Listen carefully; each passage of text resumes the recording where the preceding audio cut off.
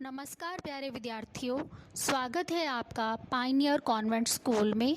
आशा है कि आप बिल्कुल स्वस्थ होंगे। आज हम पढ़ने जा रहे हैं हमारी जूही पाठमाला का पाठ, जिसका नाम है चेतना के स्वर। यहाँ चेतना शब्द से अभिप्राय है हमारे मन की आवाज़ अथवा हमारे ज्ञान की आवाज़। एक अच्छे, स्वच्छ और खुशहाल समाज की स्थापना उसमें रहने वाले नागरिकों से ही होती है। नागरिकों का दायित्व बन जाता है कि वे समाज द्वारा बनाए गए नियमों का कटिबद्धता से पालन करें, यानी कि जिम्मेदारी से पालन करें। जो व्यक्ति अपनी सुविधा के लिए समाज के नियमों का उल्लंघन करता है या तोड़ता है, उसे जागरूक करें। यहाँ पर सबसे पहले रेलवे स्टेशन का एक दृश्य है जो इस प्रकार है। रेलगाड़ी के आने का संकेत मिल चुका है। फाटक पर नियुक्त कर्मचारी ने फाटक बंद कर दिया है। दोनों तरफ से आने वाले वाहन सड़क पर अपनी बाईं ओर पंक्ति में खड़े होने लगे हैं। अरे, इन महाशय को तो देखिए, ये अपना वाहन दाईं ओर से आगे बढ़ाए लिए जा रहे हैं। इनके द्वारा नियमों का उल्लंघन होते देखकर इनकी देखा देखी अन्य वाहन चालक भी दाईं ओर की सड़क पर अपने वाहन खड़े करने लगे हैं। अब तो किसी भी वाहन के निकलने का स्थान शेष नहीं रहा। फाटक के दोनों ओर यही स्थिति है। रेलगाड़ी चली गई, फाटक भी खुल गया, किंतु ये सारे वाहन तो वहीं रुके पड़े हैं।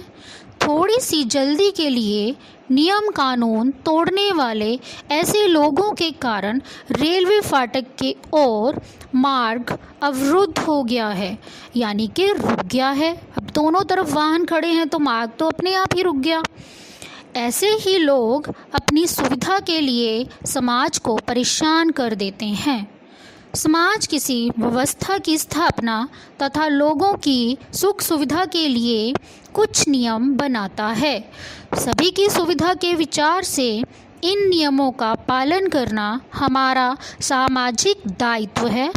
समाज के बनाए इन नियमों को तोड़ने वाले ही असामाजिक तत्व हैं, जिनका ऐसा व्यवहार उनके लिए गर्व का नहीं अपितु लज्जा का विषय है।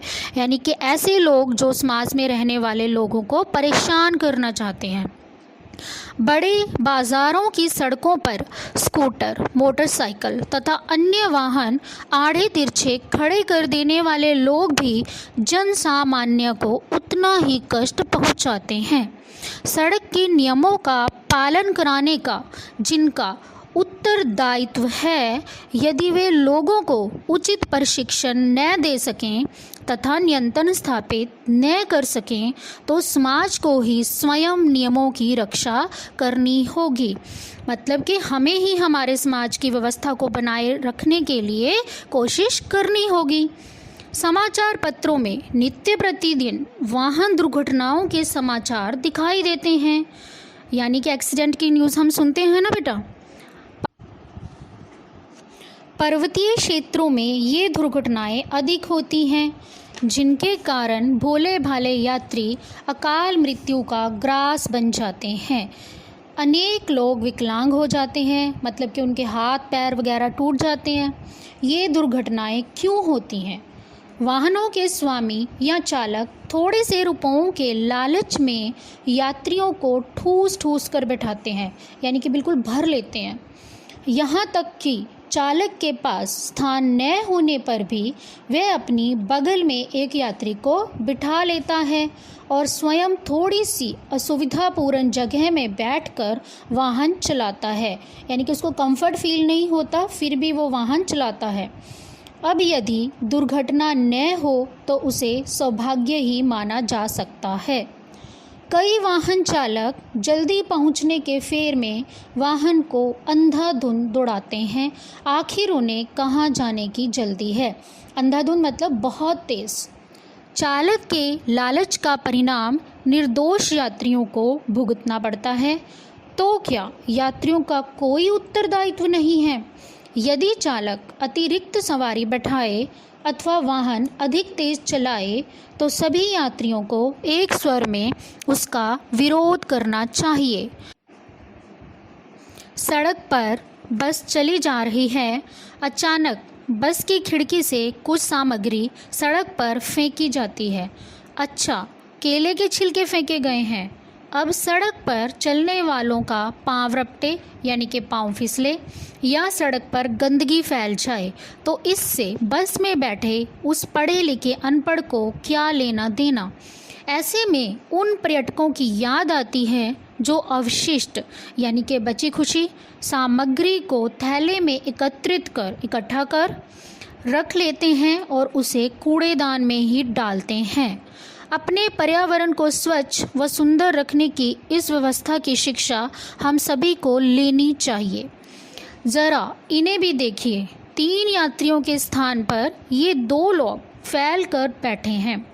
एक सहयात्री स्थान देने के लिए कहता है तो उनमें से एक यात्री दूसरे की ओर इशारा करते हुए कहता है, इनकी तबीयत खराब है। बेचारा सहयात्री चुपचाप खड़ा रहता है।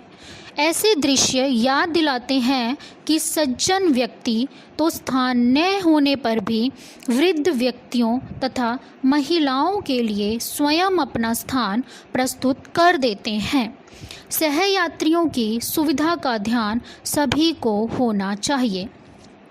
पानी, बिजली आदि ऐसी सुविधाएं हैं जिनका सबका अधिकार है, परंतु ये सुविधाएं असीमित मात्रा में उपलब्ध नहीं हैं, मतलब कि बहुत ज़्यादा मात्रा में नहीं हैं।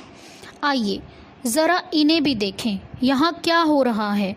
श्रीमान जी दाढ़ी बना रहे हैं, शीशे के सामने खड़े होकर चेहरे पर झाग लगा रहे हैं। पानी की टोंटी खुली है और पानी अनावश्यक बह रहा है। वह बच्चा ब्रश से दांत साफ कर रहा है।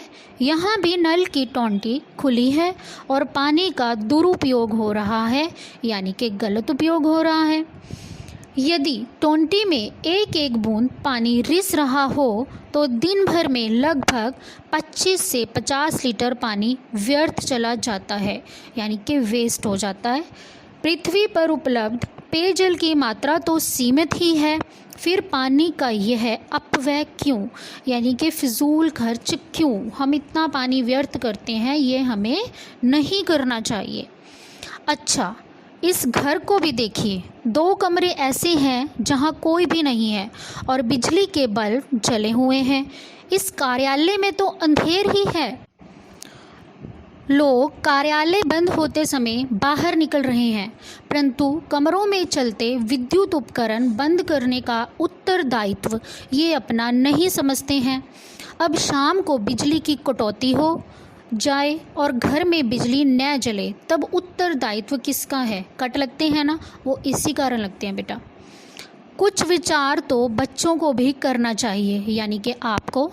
इस आयु में पढ़ाई लिखाई तथा विद्यालय की गतिविधियों में भाग लेना तो हमारा दायित्व है ही, परंतु घर के कार्य में हाथ बटाना भी तो हमारा दायित्व है। अवकाश के दिनों में, यानी कि छुट्टी के दिनों में माता पिता की सहायता करनी चाहिए। पढ़ाई के समय पढ़ाई, खेल के समय खेल और काम के समय काम, तभी जीवन संतुलित होता है। मनुष्य सृष्टि का सर्वाधिक बुद्धिमान प्राणी है। उसमें चिंतन और विवेक है, यानी कि सोचने की क्षमता है। रास्ते पर चलना हमारा अधिकार है, किंतु हम दूसरों के रास्ते में अवरोध पैदा ना करें, मतलब रुकावटें पैदा ना करें, हम दूसरे को परेशान ना करें। रास्ते में पड़े रोड़े या कांटों को हम यदि हटा सकें तो प्रकृति अथवा ईश्वर, जिस पर आदमी की आस्था हो, हमारे जीवन को बाधा रहित बनाएंगे। इस प्रकार की आस्था जब आम आदमी के मन में रहती है तब आत्म प्रेरित होकर ही, यानी कि स्वयं प्रेरित होकर, नागरिक भावनाओं का सम्मान व सामाजिक नियमों का पालन होता है। हम दूसरों के प्रति वह आचरण न करें, यानी कि व्यवहार जैसा हम नहीं चाहते कि दूसरे हमारे लिए करें। यह समाज के सुख का मूल है। हमें इस पाठ से जो मूल्य सीखने को मिल रहे हैं वो इस प्रकार हैं। हमें दूसरे नागरिकों का सम्मान करना चाहिए, सरकार द्वारा बनाए गए नियमों का पालन करना चाहिए, सामाजिक मूल्यों को समझना चाहिए। धन्यवाद। घर में रहें, सुरक्षित